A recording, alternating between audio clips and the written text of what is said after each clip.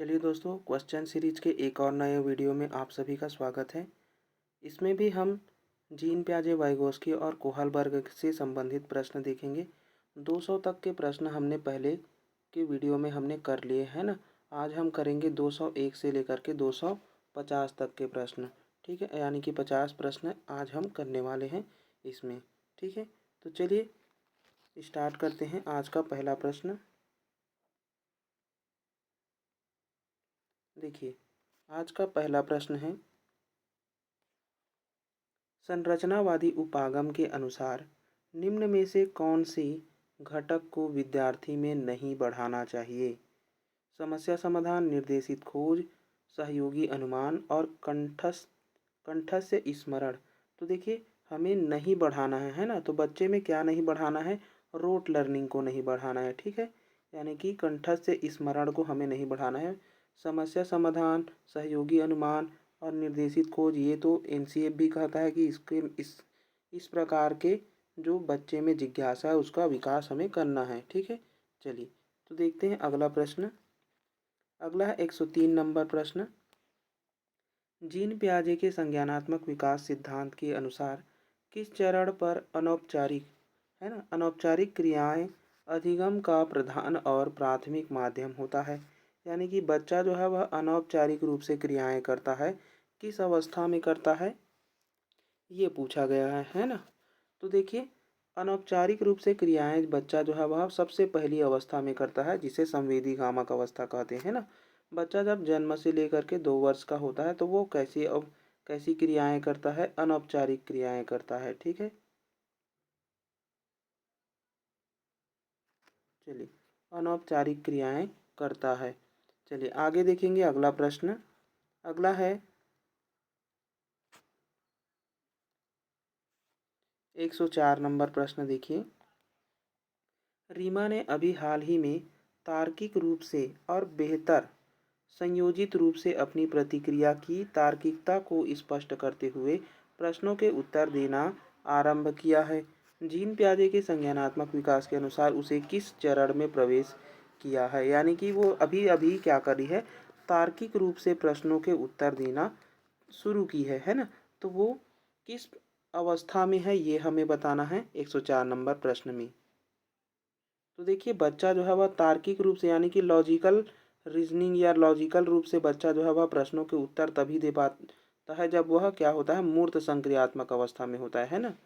चलिए आगे देखते हैं अगला प्रश्न। अगला है 105 नंबर प्रश्न। बच्चे अधिक समझ व ज्ञान रखने वाले के साथ अंतःक्रिया करके सीखते हैं। अधिगम का यह सिद्धांत लेवाइगोस्की का है ना, द्वारा दिए गए खालिस स्थान सिद्धांत के दृष्टिकोण से सही है। तो देखिए, यहाँ पर बच्चा जो है वह क्या करता है? एम के ओ की बात हो रहा है यहाँ पर। किसकी बात हो रहा है यहाँ पर? अधिक समझ या ज्ञान रखने वाले के साथ, यानी कि उसी को हम क्या कहते हैं? एम के ओ कहते हैं। और एम.के.ओ वाले सिद्धांत किसने दिए हैं? लेव वाइगोस्की ने दिए हैं। ठीक है, तो ये ऑप्शन हमारा क्या हो जाएगा? सही हो जाएगा। बाकी जो अभी सभी जो है वह असंगत है। ठीक है, चलिए आगे देखेंगे अगला प्रश्न। अगला है 107 नंबर प्रश्न। जीन पियाजे और लॉरेंस कोहलबर्ग द्वारा प्रतिपादित सिद्धांतों के बारे में कौन सा सही कथन है? यानी कि जीन पियाजे को भी देखना है और लॉरेंस कोहलबर्ग को भी देखना है। ठीक है, दोनों ने ही वयस्कों की संज्ञानात्मक विकास के सिद्धांत का प्रतिपादित किया है? नहीं, ये तो गलत हो गया। दोनों के दोनों के ही सिद्धांतों में विकास के 8 प्रतिरूप है क्या? नहीं है, 4 है और एक में 6 है ना। दोनों के ही सिद्धांत विकास के मध्य बाल्यावस्था चरण तक सीमित है? नहीं, मध्य बाल्यावस्था तक नहीं, किशोरावस्था तक पियाजे ने बताया है ना। तो ये तो गलत हो गया। दोनों सिद्धांत अवस्थाओं को प्रतिपादित करते हैं। ठीक है, ये हम कह सकते हैं कि दोनों ने अवस्था के वाले सिद्धांत दिए हैं। ठीक है, तो ऑप्शन डी यहाँ पर क्या हो जाएगा? सही हो जाएगा। अगला प्रश्न देखेंगे। अगला है 208 नंबर प्रश्न। जीन पियाजे के संज्ञानात्मक विकास के सिद्धांत के अनुसार अधिकांश बच्चे संतुलन, क्रमबद्धकरण और वर्गीकरण किस चरण में समझ लेते हैं? यानी कि बच्चा जो है वह क्या कर रहा है? क्रमबद्धकरण। तो ये आ जाएगा हमारा मूर्त संक्रियात्मक अवस्था में। चलिए अगले प्रश्न पे चलते हैं। अगला है हमारा 209 नंबर प्रश्न। 209 नंबर प्रश्न क्या बोल रहा है कि लेव वाइगोस्की के सिद्धांत में वह योजना जिसमें अध्यापिका विद्यार्थी के लिए सवालों का सरलीकरण करती है, उन्हें संकेत देती है और सवाल को हल करने के प्राथमिक चरण बताती है, ताकि वे दी गई समस्या के समाधान को खोजने में आने वाली बाधाओं को पार कर सके, क्या कहलाती है। तो देखिए यहाँ पर क्या दिया जा रहा है, संकेत दिया जा रहा है ना। तो संकेत हम किस में देते हैं, स्केप होल्डिंग में देते हैं, ठीक है, जिसे हम क्या कहते हैं, पाड़ कहते हैं, ठीक है। चलिए आगे देखेंगे अगला प्रश्न। अगला है 209 नंबर प्रश्न। लेव वाइगोस्की के सिद्धांत के अनुसार, अच्छा इसको तो हमने पढ़ लिया है ना, सेम सेम क्वेश्चन। चलिए 210 नंबर प्रश्न देखिए। 210 नंबर प्रश्न है, लॉरेंस कोहलबर्ग ने बच्चों और वयस्कों से संबंधित किस विषय की जांच की है। तो लॉरेंस कोहलबर्ग ने, है ना, लॉरेंस कोहलबर्ग ने नैतिक विकास के सिद्धांत दिए हैं, ठीक है। चलिए आगे देखेंगे अगला प्रश्न। अगला प्रश्न है 211 नंबर। एक अध्यापिका को अपने विद्यार्थी में निम्न में से किस पहलू को बढ़ावा देना चाहिए। मतलब कि किसको हमें बढ़ाना चाहिए, निष्क्रिय नकल करना, देखिए नकल नहीं कराना है, कंठस्थ स्मरण रोट लर्निंग को भी नहीं बढ़ाना है, ज्ञान निर्माण कराना है, क्या कराना है, ज्ञान निर्माण, उच्च प्रतिस्पर्धा ये भी नहीं लाना है, ठीक है। चलिए अगला क्वेश्चन देखिए। अगला है 212 नंबर। जीन प्याजे के अनुसार व्यवहारों और विचारों का संयोजन, व्यवस्थीकरण, पुनर्संयोजन और पुनर्व्यवस्थीकरण करके सुसंगत प्रणाली में लाना क्या कहलाता है। असंतुलनीकरण, संकल्पना, संगठन या फिर मिथ्याधारण। तो देखिए यहाँ पास क्या हो रहा है, यहाँ पास बच्चा जो है वह क्या कर रहा है, संगठन कर रहा है, क्या कर रहा है, संगठन कर रहा है, ठीक है। चलिए अगला प्रश्न देखिए। अगला है 213 नंबर प्रश्न। लेव वाइगोस्की के अनुसार खालिस स्थान चिंतन और अधिगम विकास प्रक्रिया में महत्वपूर्ण भूमिका निभाते हैं। तो देखिए लेव वाइगोस्की जो है वह किसकी बात करते हैं, सामाजिक, सांस्कृतिक और भाषा, है ना। तो यहाँ पर पुरस्कार और दंड तो नहीं आएगा, ठीक है, ये आ जाएगा सांस्कृतिक उपकरण, ठीक है। समान योग्यता, समूह निर्माण करना और अग्रिम आयोजक ये नहीं आएगा, ठीक है। चलिए अगला देखेंगे। अगला है 215 नंबर प्रश्न। जीन प्याजे के सिद्धांत के अनुसार अपने वातावरण से अनुकूलन की प्रक्रिया में क्या शामिल होता है। यानी कि वातावरण के साथ में अब क्या कर रहे हैं, अनुकूलन कर रहे हैं ना, तो हम उसे क्या कहेंगे, देखिए अनुकूलन, है ना। अनुकूलन आप तभी कर पाते हैं जब आप में एसिमिलेशन और एकोमोडेशन दोनों होता है ना। तो उसमें क्या होने चाहिए, समावेशन और समायोजन दोनों होने चाहिए, ठीक है। चलिए आगे देखेंगे अगला प्रश्न 216 नंबर। निम्न में से किस सिद्धांत के अनुसार संज्ञानात्मक विकास और अधिगम में संस्कृति की अहम महत्वपूर्ण भूमिका होती है। तो संस्कृति की बात कौन करते हैं, लेव वाइगोस्की। देखिए लेव वाइगोस्की कहाँ है, यहाँ पर है, और कहीं पर है क्या, नहीं है, ठीक है। चलिए तो ऑप्शन सी यहाँ पर क्या हो जाएगा, सही हो जाएगा। अगला प्रश्न देखेंगे। अगला प्रश्न है 217 नंबर। लेव वाइगोस्की ने संज्ञानात्मक विकास प्रक्रिया में किसकी अहम भूमिका मानी है। लेव वाइगोस्की सामाजिक, सांस्कृतिक और भाषा की बात करते हैं ना।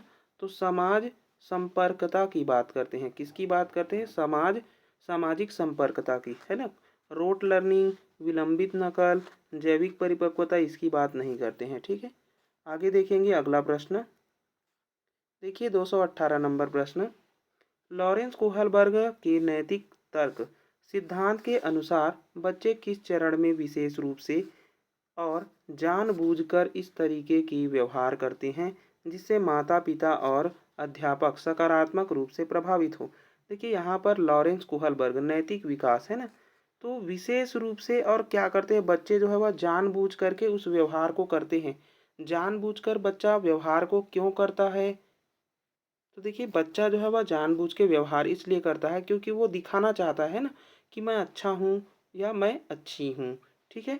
क्योंकि यहाँ पर क्या है, अध्यापक सकारात्मक रूप से उसके लिए क्या होने चाहिए, प्रभावित होने चाहिए। यानी कि माता पिता और अध्यापक जो है वह क्या होने चाहिए, उसके लिए सकारात्मक रूप से देखने चाहिए। तो पॉजिटिव चीज़ पाने के लिए बच्चा जो है वह क्या करता है, अच्छा लड़की, अच्छा लड़की या लड़का बनने की जो अभिविन्यास है उस चरण में रहता है। ठीक है, आगे देखेंगे। अगला प्रश्न है 220 नंबर। प्र, प्रतीकवाद यानी कि सिंबल्स की बात हो रहा है ना। किसकी बात हो गया, सिंबल की बात हो गया। और सिंबल की बात पियाजे कहाँ करते हैं, पूर्व संक्रियात्मक में करते हैं। ठीक है, चलिए। प्रतीकवाद की अवधारणा जीन पियाजे के संज्ञानात्मक विकास के किस चरण को चिन्हित करता है। तो देखिए, सिंबल, प्रतीक है ना, चिन्ह, इस सब की बात जो है वह पूर्व संक्रियात्मक अवस्था में होती है। मूर्त संक्रियात्मक अवस्था में क्या होती है, बच्चा जो है वह क्या करता है, यहाँ पर संरक्षण, वर्गीकरण है ना, सीरिएशन हो गया है ना, ये सब सारे काम जो है वह करता है। चलिए आगे देखेंगे। देखिए अगला प्रश्न है, निकटस्थ विकास के क्षेत्र की चर्चा किस सिद्धांत में की गई है। अब निकटस्थ विकास का क्षेत्र, जिसे हम जेडपीडी भी कहते हैं या फिर, चलिए जेडपीडी ही बोलते हैं। तो निकटस्थ विकास का क्षेत्र किसने दिया है, लेवाइगोस्की ने दिया है। और कहीं पर है क्या, लेवाइगोस्की नहीं है। तो ऑप्शन ए ही यहाँ पर क्या हो जाएगा, सही हो जाएगा। ठीक है, चलिए आगे देखते हैं अगला प्रश्न। देखिए अगला प्रश्न है 222 नंबर। लेव वाइगोस्की के सिद्धांत के अनुसार एक अध्यापिका को कैसा होना चाहिए। विद्यार्थी को मिश्रित योग्यता समूहों में काम करने से हतोत्साहित करना है, नहीं, हतोत्साहित नहीं करना है। अधिगम प्रक्रिया के दौरान सांस्कृतिक उपकरणों जैसे कि किताब, कैलकुलेटर इत्यादि के इस्तेमाल को प्रतिबंधित करना चाहिए। देखिए प्रतिबंधित हम नहीं करेंगे है ना, बच्चों के लिए इन सब चीज़ों का प्रतिबंध, परीक्षा तो नहीं ले रहे हैं ना, तो प्रतिबंध तो नहीं लगाएंगे। विद्यार्थी को पाठ प्रदान करेंगे, क्या प्रदान करेंगे, इसके फोल्डिंग प्रदान करेंगे, ताकि वे अपनी सर्वोत्तम योग्यता को प्राप्त कर सके। सी ऑप्शन सही है। डी को भी पढ़ते हैं। विद्यार्थी को सर्वोत्तम अंक पाने हेतु एक दूसरे से प्रतिस्पर्धा नहीं कराना है। चलिए आगे देखिए अगला प्रश्न। अगला है 223 नंबर प्रश्न। सामुदायिक कल्याण की प्रजातांत्रिक रूप से स्वीकृत कानून और लोक प्रथाओं के अनुसार व्यवहार करने की नैतिकता की अवस्था कोहल वर्ग के नैतिक विकास के किस अवस्था में परिलक्षित होती है। अब देखिए यहाँ पर हम कानून एवं है ना सामाजिक अभिविन्यास में है। तो देखिए कानून एवं सामाजिक अभिविन्यास में क्या होता है, यहाँ पर हम किस स्तर में है, यहाँ पर पूछा है ना किस चरण में है, तो हम यहाँ पर हैं परंपरागत स्तर में। किस स्तर में है, परंपरागत स्तर में है, सॉरी,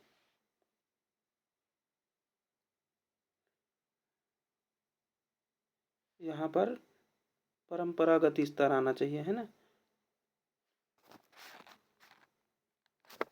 यहाँ पर बोला जा रहा है कि सामुदायिक कल्याण के लिए, नहीं नहीं नहीं, परंपरागत स्तर नहीं, यहाँ पर हमें क्या करना है, समाज के कल्याण के लिए है ना, प्रजातांत्रिक रूप से स्वीकृत कानून, लोक प्रथाओं के अनुसार व्यवहार करने की नैतिकता की अवस्था कोहल वर्ग के नैतिक विकास की अवस्था में परिलक्षित होती है। तो ये किस में आ जाएगा, देखिए ये बात कर रहा है सामाजिक अभिविन्यास की है ना। तो सामाजिक अभिविन्यास चरण 5 में आता है।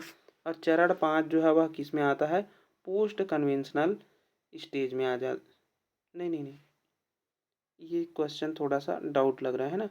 देखिए ये किस में आना चाहिए, उत्तर परंपरागत चरण में ही आना चाहिए। चलिए यही ठीक होगा, देख लेंगे। इसी को लिया भी गया है, यही भी होगा। क्यों होगा देखिए समझते हैं। क्योंकि यहाँ पर बच्चा जो है वह कानून और लोक कथा है ना, तो यहाँ पर बच्चा जो है वह किस में है, उत्तर परंपरागत चरण कहने का अर्थ है यहाँ पर चरण लिख दिया है, इस वजह से थोड़ा सा कन्फ्यूजन लगा था है ना। तो देखिए स्तर 3 में है।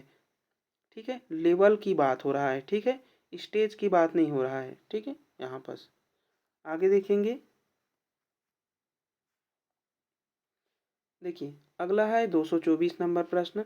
जीन पियाजे के अनुसार उस प्रक्रिया को क्या कहते हैं जिसमें मौजूदा स्कीमा या संरचना को रूपांतरित किया जाता है। यानी कि रूपांतरित कहने का अर्थ है परिवर्तन से है ना। और परिवर्तन हम कर कब करते हैं, जब हम एकोमोडेशन करते हैं, समायोजन करते हैं ना, ताकि सीधे सपाट तरीके से समझने में आने वाली बाधा को दूर किया जा सके। तो ये किसके अंतर्गत आएगा, हमारा एकोमोडेशन यानी कि समायोजन के अंतर्गत आ जाएगा। ठीक है। अगला प्रश्न देखिए 225 नंबर।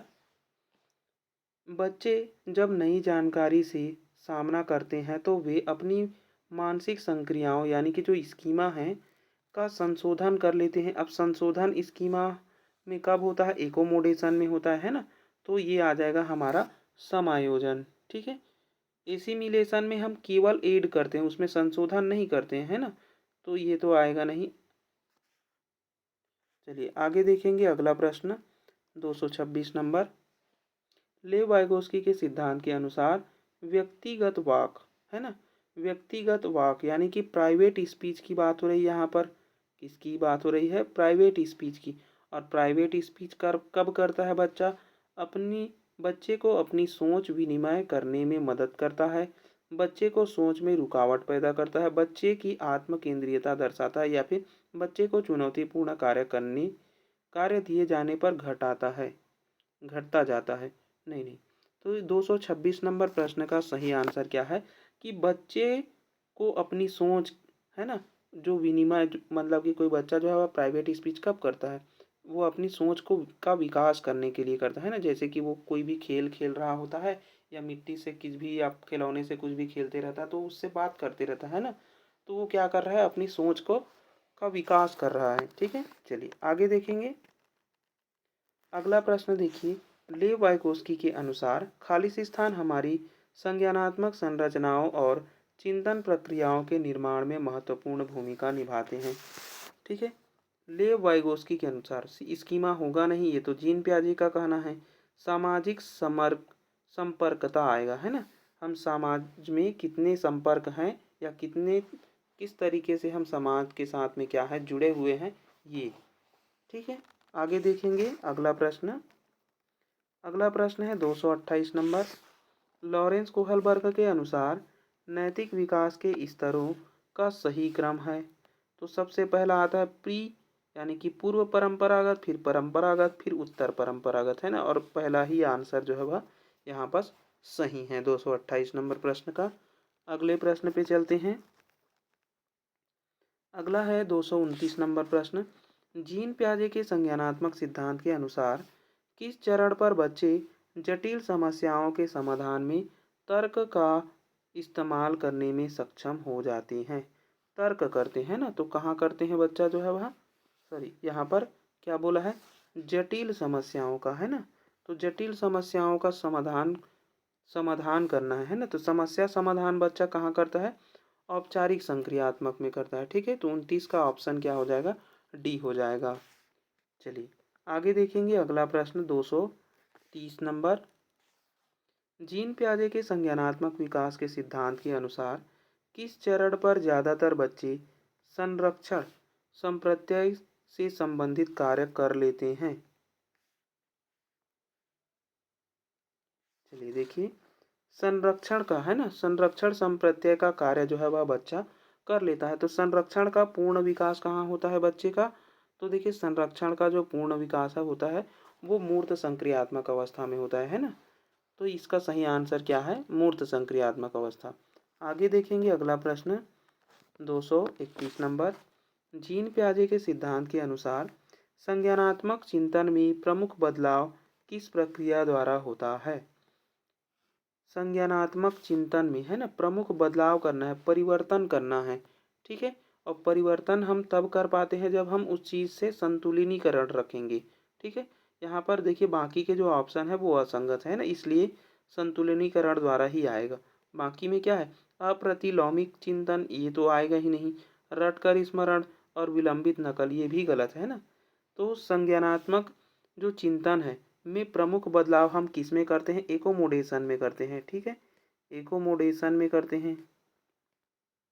और एकोमोडेशन जो है वह किसका भाग होता है, इसी संतुलिनीकरण का भाग होता है।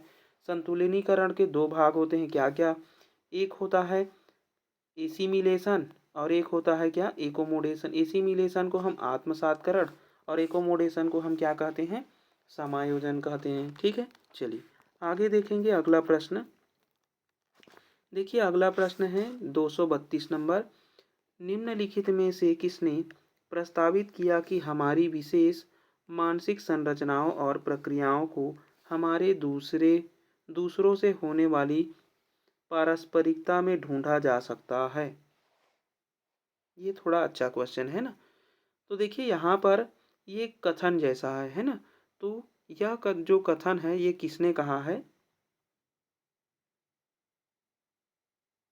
तो ये कहा है लेवाइगोस्की ने। अब देखिए लेवाइगोस्की ही बात करेंगे किसकी, हमारी विशेष मानसिक संरचनाओं और प्रक्रियाओं को हमारी दूसरे से होने वाली, तो दूसरे से होने वाली मतलब कि ये बोल रहा है कि एक व्यक्ति है और एक और व्यक्ति है, तो दूसरे के साथ में जो होने वाली क्या है, पारस्परिकता है ना, दोनों के साथ में एक संबंध होगा, तो ये क्या हो गया, हमारा समाज हो गया, है ना।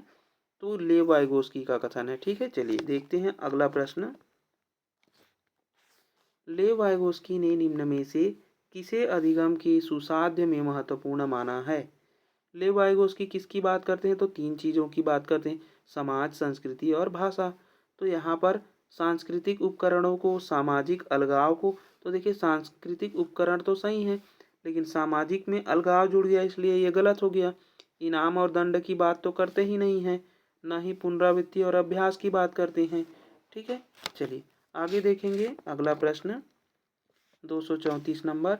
लॉरेंस कोहलबर्ग ने नैतिक विकास सिद्धांत के अनुसार बच्चे किस चरण पर स्वयं एवं दूसरों के कार्यों को आंकते समय जैसे को तैसा तर्क का इस्तेमाल करते हैं।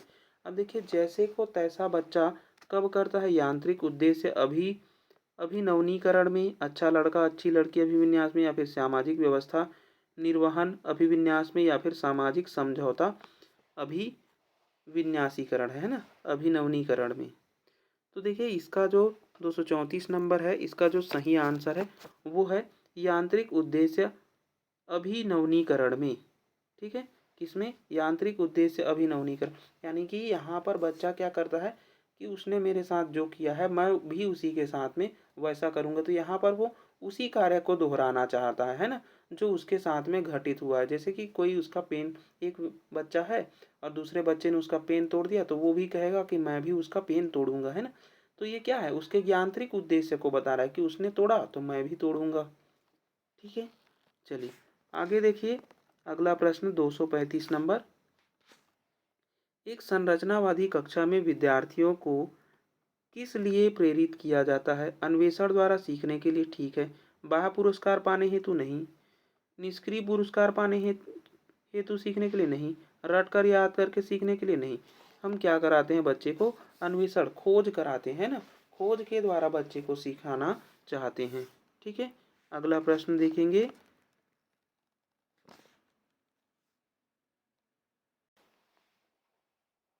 चलिए देखिए 136 नंबर प्रश्न में क्या बोल रहा है। जीन पियाजे के विचार में बच्चों के निजी वाक क्या दर्शाते हैं। अब देखिए जीन पियाजे की बात कर रहे हैं ना। जीन पियाजे के अनुसार जो निजी वाक करते हैं बच्चे, खुद से बात करते हैं, वो क्या बता रहे हैं, उनकी अग्रवर्ती सोच को, उनकी अपनी सोच को विनियमित है ना, विनियमित करने की अक्षमता को, उनकी समस्या समाधान युक्तियाँ, या फिर उनका परासंज्ञानात्मक कौशल को। 236 नंबर प्रश्न। तो यहाँ पर क्या कर रहा है, निजी वाक। जीन पियाजे के अनुसार अगर कोई बच्चा निजी वाक कर रहा है तो वो अपने आप में क्या है, अहम केंद्रिता में है। किसमें है, अहम केंद्रिता में है। और अहम केंद्रिता एक प्रकार से क्या करेगी, उसकी सोच को विनियमित करने की अक्षमता, यानी कि वो दूसरों से बात नहीं करना चाहता है ना, वो खुद की बात को ही वो क्या कर रहा है, सर्वोपरि रख रहा है। ठीक है, जीन पियाजे के अनुसार। चलिए आगे देखेंगे अगला प्रश्न। अगला है 237 नंबर प्रश्न।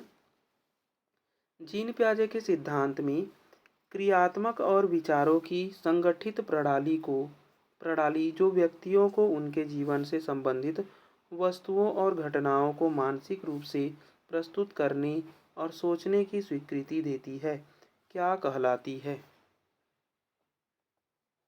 क्या कहलाती? उन्नत आयोजक, संहिता, उपकरण या फिर स्कीमा? तो वो कहलाती है स्कीमा, है ना। आगे देखेंगे अगला प्रश्न 238 नंबर। जीन पियाजे के संज्ञानात्मक विकास के सिद्धांत के अनुसार किस चरण पर अधिकतर बच्चे दूसरों के दृष्टिकोण को समझने में विशेषतः कठिनाई महसूस करते हैं? यानी कि दूसरे के विचार को, है ना, बच्चा जो है वह समझने में कठिनाई महसूस करता है किस अवस्था में जीन पियाजे के अनुसार? तो ये है पूर्व संक्रियात्मक अवस्था में। किस अवस्था में? पूर्व संक्रियात्मक अवस्था में। जब बच्चा जो है वह 2 से लेकर के 7 वर्ष का होता है तो वह दूसरों के विचारों को समझने में या दूसरे के दृष्टिकोण को समझने में क्या करता है? कठिनाई महसूस करता है। ठीक है, चलिए आगे देखेंगे। अगला है 239 नंबर प्रश्न। लेव वाइगोस्की के अनुसार संज्ञानात्मक विकास खालिस स्थान का उत्पाद है। तो लेव वाइगोस्की के अनुसार जो है वह सामाजिक समर्कता, है ना, संपर्कता, सामाजिक संपर्कता की बात करते हैं, संपर्क की बात करते हैं। ठीक है, आगे देखेंगे अगला प्रश्न 240। निम्न में से किसका मानना है कि मानवीय गतिविधियां सांस्कृतिक परिप्रेक्ष्य में विकसित होती है और उन परिप्रेक्ष्यों से हटकर उन्हें समझाया नहीं जा सकता? ये कौन बोलते हैं? तो ये बोलते हैं लेव वाइगोस्की, है ना। लेव वाइगोस्की हैं जो कि समाज, संस्कृति और भाषा की बात करते हैं और यही कहते हैं कि मानवीय गतिविधियां सांस्कृतिक परिप्रेक्ष्य में होती है ना। उन परिप्रेक्ष्य से यदि बच्चे को हटा दिया जाए तो वो उस चीज़ को नहीं समझा पाएगा जिसको वो सही ढंग से समझाना बात चाहता है ना। चलिए आगे देखेंगे। अगला प्रश्न देखिए 241 नंबर। किस चरण पर बच्चे नैतिक तर्क दंड से बचने हेतु आज्ञाकारी होने पर आधारित होते हैं? तो देखिए दंड एवं आज्ञाकारी अभिविन्यास जो है वह किस में आता है? पहले चरण में आता है ना। चरण 1 की बात है ये। तो किसकी बात है? चरण 1 की बात है और चरण 1 आता है पूर्व परंपरागत स्तर में। ठीक है, चलिए आगे देखेंगे अगला प्रश्न 242 नंबर। निम्न में से कौन सी एक संरचनावादी अध्यापक की विशेषता है? संरचनावादी, है ना, कंस्ट्रक्टिविज्म की बात कर रहा है। तो बहुत अमूर्त विचार पर आधारित पाठ तैयार करना नहीं, बहुत अमूर्त नहीं करना है बच्चे में, है ना। अकेले हल करने के लिए बहुत सारी समस्याएं देना, ये भी गलत है।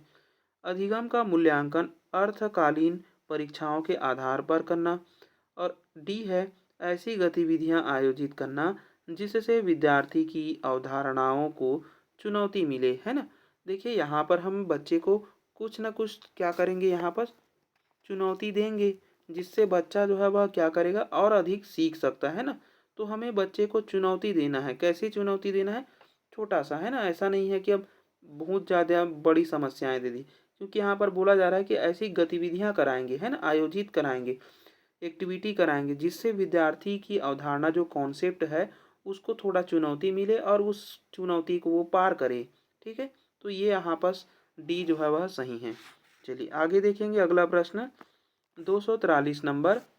जीन पियाजे के संज्ञानात्मक विकास के सिद्धांत के अनुसार बच्चे किस चरण में निगमनात्मक रूप से सोच सकते हैं?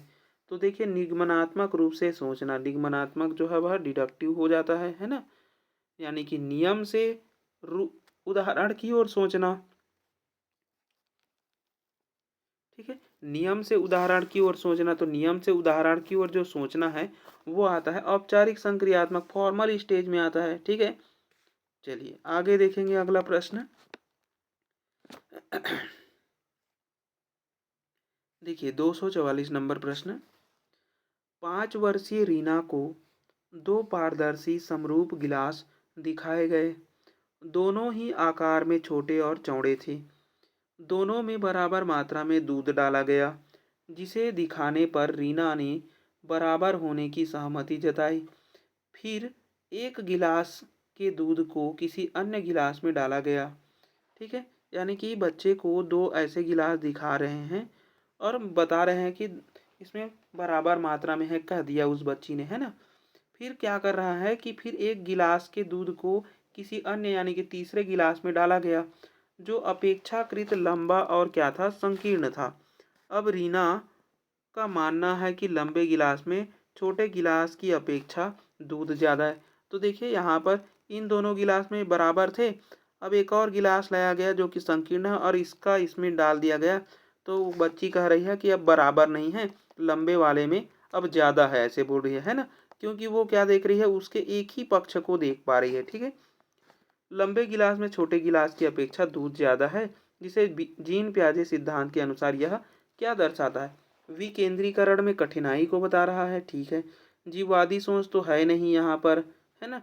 लाक्षणिक प्रकार्य भी नहीं है, कल्पनात्मक निगमनात्मक तर्क भी नहीं है। तो क्या है यहाँ पर, विकेंद्रीकरण में कठिनाई है। बच्चा जो है वह उसके पहलुओं को नहीं समझ पा रहा है, अनेक पहलू होते हैं, उस पहलू को नहीं समझ पा रहा। वो क्या कर रही है, केवल एक पक्ष को देख पा रही है कि वो लंबा है, इसलिए उसमें क्या होगा, ज़्यादा होगा। ठीक है, चलिए, और ये किस स्तर में आएगा, तो ये आएगा हमारा प्री ऑपरेशनल स्टेज में आ जाता है ना। आगे देखेंगे 245 नंबर प्रश्न। अनु का तर्क है कि केवल समाज ही तय कर सकता है कि क्या सही है, व्यक्तिगत रूप नहीं। लॉरेंस कोहलबर्ग के नैतिक विकास सिद्धांत के अनुसार यह उदाहरण किस चरण को दर्शाता है। यानी कि एक बच्ची है अनु, वो क्या कह रही है कि केवल समाज ने जो तय किया है, नियम दिया है, वही सही है, व्यक्तिगत रूप से हम नहीं कह सकते, ऐसी बोल रही है ना। तो ये जो है वह किसकी बात कर रही है, तो ये कर रही है आज्ञा पालन है क्या, नहीं है। अच्छा लड़की अच्छा लड़का का भी नहीं है। सार्वभौमिक नैतिक परख तो है नहीं, है ना। ये क्या है, अधिकारिता है, नियम की बात हो रहा है, कानून की बात हो रहा है ना।